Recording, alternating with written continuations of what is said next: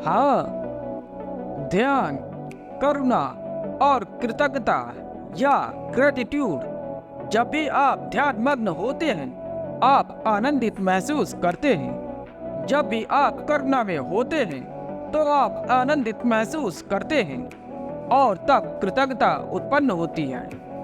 किसी विशेष के प्रति नहीं, केवल कृतज्ञता उत्पन्न होती है। या मेरे प्रति, या जीसस, या जरथुस्त्र, या बुद्ध के प्रति नहीं है, या केवल ग्रेटिट्यूड है, या कृतज्ञता है। आप यहाँ होने के लिए, जीवित रहने के लिए, ध्यान मग्न होने में सक्षम होने के लिए, करुणा में रहने में सक्षम होने के लिए बहुत आभारी महसूस करते हैं। आप बस आभारी महसूस करते हैं। वह कृतज्ञता किसी के प्रति नहीं, समग्र के प्रति है। यदि तुम मेरे प्रति कृतज्ञता अनुभव करते हो तो यह मन की कृतज्ञता है। यदि आप ध्यान करते हैं और यदि आप करुणा में खिलते हैं तो आप केवल कृतज्ञ महसूस करेंगे। मेरे प्रति कृतज्ञ नहीं, तब कोई प्रति नहीं होता। आप बस सभी के प्रति कृतज्ञ महसूस करते हैं। और जब आप सभी के प्रति ग्रेटिट्यूड महसूस करते हैं, वह वास्तव में मेरे प्रति ग्रेटिट्यूड है, इससे पहले कभी नहीं। जब चुनाव हो तो तुम मुझे चुनते हो, तब आपका स्वामी एक बिंदु बन जाता है, संपूर्ण नहीं। हर जगह यही हो रहा है। गुरु शिष्य के साथ स्थिर हो जाते हैं और गुरु उन्हें स्थिर होने में मदद करते हैं। यह अच्छा नहीं है, यह बदसूरत है। जब तुम सचमुच खिलते हो तो तुम्हारी सुगंध किसी को संबोधित नहीं होती। जब आप वास्तव में फूल खिलते हैं तो सुगंध सभी दिशाओं में फैल जाती है। यह बस सभी दिशाओं में चलता है और जो कोई भी आपके पास से गुजरता है वह आपकी सुगंध से भर जाता है। वह आपकी सुगंध ले जाता है। और अगर कोई तुम्हारे पास से ना गुजरे तो उस साथ एकाकी रास्ते पर तुम्हारी सुगंध फैलती चली जाती है, लेकिन उसका पता नहीं चलता। याद रखें, मन को हमेशा संबोधित किया जाता है, अस्तित्व को कभी संबोधित नहीं किया जाता है। मन सदैव किसी न किसी चीज की ओर बढ़ रहा है। अस्तित्व बस सभी की ओर बढ़ रहा है। यह बिना किसी लक्ष्य का आंदोलन है। उद्देश्य के कारण लक्ष्य मौजूद होता है। आप किसी चीज की ओर बढ़ते हैं क्योंकि इच्छा होती है।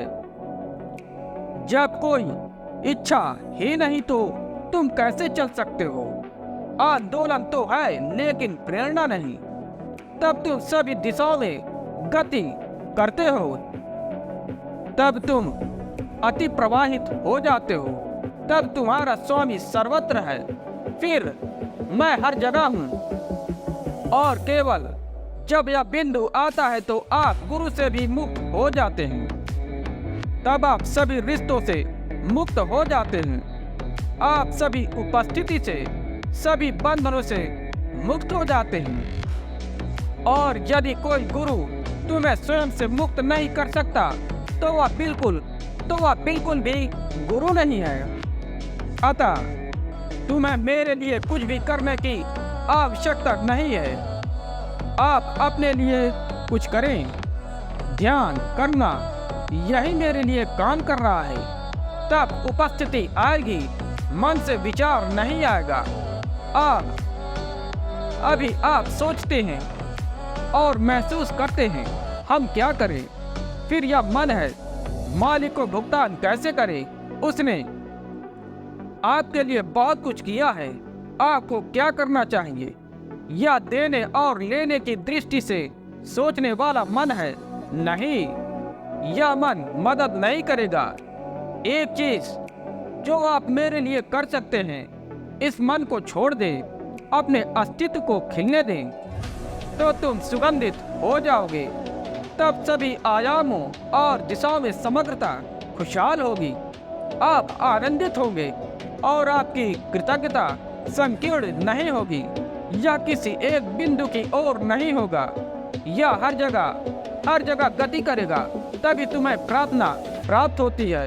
यह कृतज्ञता ही प्रार्थना है। जब आप किसी मंदिर में जाते हैं और प्रार्थना करते हैं तो वह प्रार्थना नहीं है। लेकिन जब करुणा के बाद कृतज्ञता उत्पन्न होती है तो पूरा अस्तित्व ही मंदिर बन जाता है।